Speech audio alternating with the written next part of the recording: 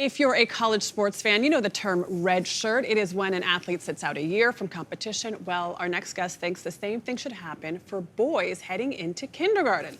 Richard Reeves is the president of the American Institute for Boys and Men. In his book, Of Boys and Men, he writes that young boys should start school a year later than girls in an effort to close the education and maturity gap. So how would that work? Richard Reeves is here with more. Richard, hello. Hi. So we've been talking about this in the commercial breaks all throughout the morning, this concept of redshirting for kids going into kindergarten. Why do you think it should be the case? Well, we should start with the fact that there are huge gender gaps in education now, in college enrollment, certainly high school GPA, and in kindergarten. So we see that boys are about a grade level behind in English in the average school district by middle school, way behind in high school GPA, much less likely to go to college. So the question is why? Like, why have boys fallen so far behind in the school system? I think one reason is because boys are younger. So that sounds a bit weird, but you take a 5-year-old boy and a 5-year-old girl, on average, she's a little bit more mature. You take a 15-year-old girl and a 15-year-old boy, on average, she's still a little bit older.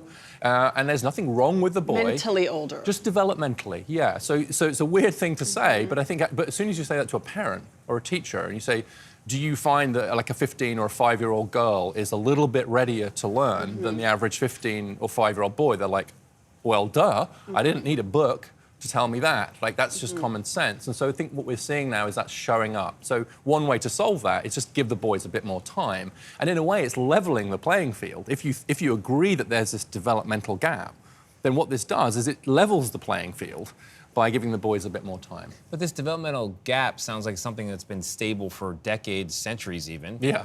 And millennia, maybe. Millennia, yeah, right? It's a slow thing to change. Correct. Yet we have seen a more pronounced change in the outcomes for boys and girls. Correct. So what accounts for that?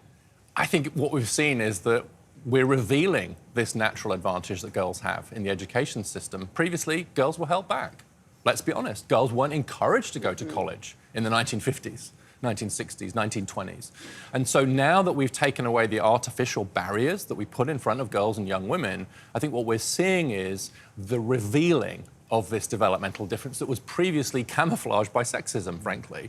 And so I think now we're coming to terms with this new gender gap, which is boys being behind girls, and figuring out what to do about that. How do we know, have scientists isolated that it is this kind of maturity difference that is a driver of the education inequality and outcomes? Like, how do you know that this is the right fix for the inequality? Well, I want to be clear. I think there are lots of fixes needed. Yeah. This is not the only thing we should be thinking about.